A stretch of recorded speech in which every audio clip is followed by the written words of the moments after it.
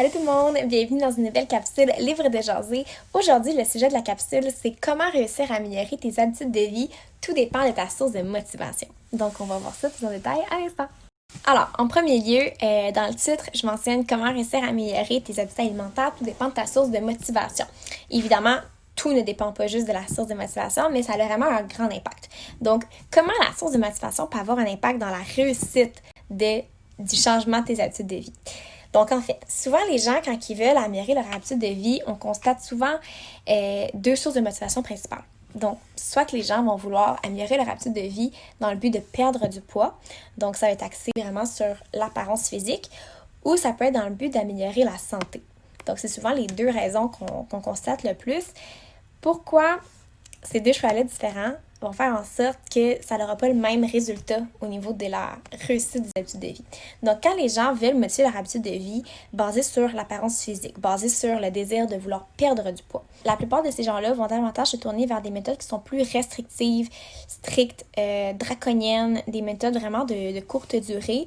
Pourquoi des courtes durées? Parce que de un, ces méthodes-là restrictives, ça ne fonctionne pas sur le long terme et qui voudrait faire ça sur le long terme? Donc, c'est des méthodes qui reviennent à des régimes. Donc, moins vraiment que tu te tournes vers des méthodes, des plans alimentaires, peu importe c'est quoi la restriction que tu fais, oui, tu es propice à perdre du poids, mais on le sait que 95% des gens qui se restreignent et qui font des régimes vont reprendre tout le poids perdu, sinon plus, dans les 5 années qui suivent. Donc, les régimes ne fonctionnent pas. C'est des solutions court terme que souvent les gens qui veulent perdre du poids, que c'est leur source de motivation principale, bien, ils vont se tourner vers ces méthodes-là, même si ça ne fonctionne pas.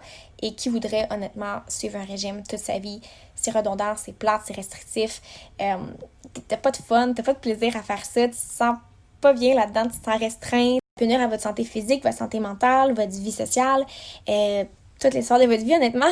Et ces mêmes gens-là pour qui la source de motivation principale pour changer leur habitude alimentaire, c'est la perte de poids et le changement de l'apparence physique, bien souvent, ils ont des attentes qui sont très irréalistes. Ce qui fait en sorte qu'ils vont vraiment se questionner, OK, j'ai réussi à perdre du poids, mais j'ai pas encore atteint le chiffre que je voulais atteindre, qui est irréaliste. Donc, ils vont se questionner, est-ce que ça vaut vraiment la peine de continuer à me restreindre comme ça? Parce que c'est souvent les méthodes qu'on a dit qui se tournaient davantage vers ces méthodes-là qui sont plus restrictives. Parce que c'est pas le fun à faire. Donc, est-ce qu'ils se voient respecter encore cette diète-là un certain nombre de mois, de semaines, d'années? Est-ce que vraiment ça vaut la peine?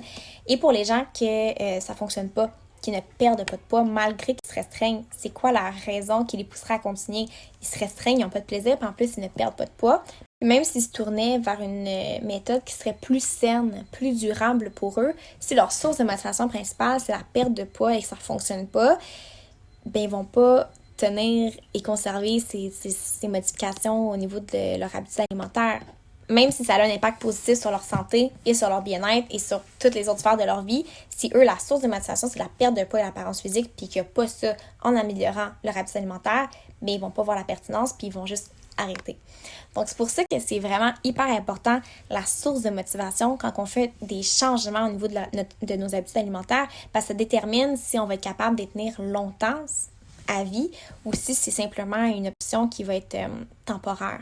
Maintenant, pour les gens dont la source de motivation principale est basée sur la santé ou sur le bien-être, ils vont être beaucoup plus enclins à adopter des habitudes alimentaires qui vont être saines, qui vont être graduelles, donc pas de changement drastique et qui vont se conserver sur le long terme. Et aussi, ces personnes-là vont avoir des attentes qui vont être beaucoup plus réalistes et ça va être basé sur des attentes axées sur la santé globale, le bien-être.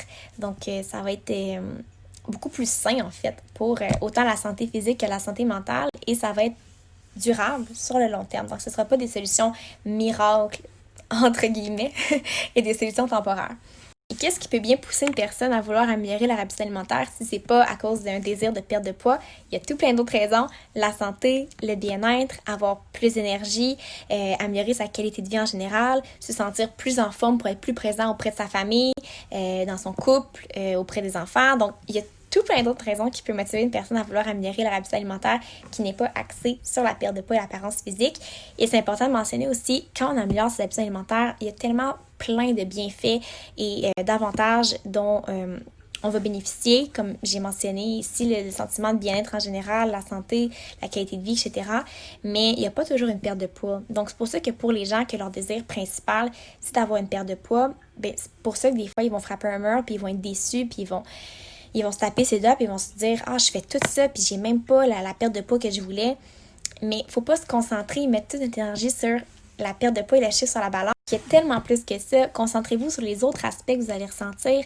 Le sentiment de bien-être en général que l'on ressent quand on a de meilleures habitudes de vie, un meilleur niveau d'énergie, on peut se sentir mieux dans sa peau, être plus confiant. Il y en a tellement d'autres bénéfices et avantages qu'on ressent quand on améliore nos habitudes alimentaires autres que la perte de poids. Donc, petit récapitulatif, les personnes dont la source de motivation principale est la perte de poids vont se tourner davantage vers des méthodes plus drastiques, plus intenses et ça va être des méthodes qui vont conserver pendant une courte période de temps uniquement, tandis que les personnes dont la source de motivation est axée davantage vers la santé et vers le bien-être, ils vont adopter des méthodes qui vont être beaucoup plus saines et durables et qui vont se conserver sur une plus longue période de temps. J'aimerais ça terminer, conclure cette capsule-là avec une réflexion. Donc, on a vu l'importance d'avoir une source de motivation basée sur d'autres aspects que la perte de poids et l'apparence physique pour réussir à maintenir sur le long terme les habitudes alimentaires.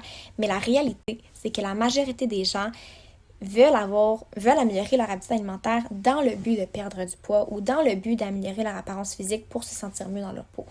C'est la réalité dans laquelle on vit parce qu'on vit dans une société où la pression sur l'apparence physique est extrêmement forte et donc c'est pour ça que les gens veulent améliorer leur habitude alimentaire la plupart du temps. Ça se peut très bien que ce soit votre cas, toi qui me regardes en ce moment. Je veux pas que tu te juges, je veux pas que tu te tapes sur les doigts. Je vous inviterai en fait à avoir une réflexion sur le pourquoi tu vas améliorer tes habitudes alimentaires, c'est quoi ta source de motivation à toi et si c'est la perte de poids, questionne-toi pourquoi. Qu'est-ce que tu penses que ça va t'amener une perte de poids? Qu'est-ce que tu penses que ça va améliorer dans ta vie? Est-ce que la perte de poids va vraiment améliorer ton estime de soi, ta santé, ta relation avec ton corps, ta relation avec la nourriture, tes relations interpersonnelles, ta vie en général? Donc, questionne-toi là-dessus. Je pense que c'est une réflexion qui est importante à avoir et questionne-toi aussi sur quels seraient les autres avantages que tu aurais à améliorer tes habitudes alimentaires. Qu'est-ce que ça pourrait t'apporter d'autre que la perte de poids? Donc, j'invite à faire cette petite réflexion-là. Je pense que c'est important de se poser ces questions-là et d'avoir cette réflexion avec soi-même. Et si ça vous tente de partager avec moi votre prise de conscience, vos réflexions dans les commentaires, ça va me faire super plaisir de vous lire. Et nous, on se revoit dans une prochaine capsule Livre de jaser. Bye tout le monde!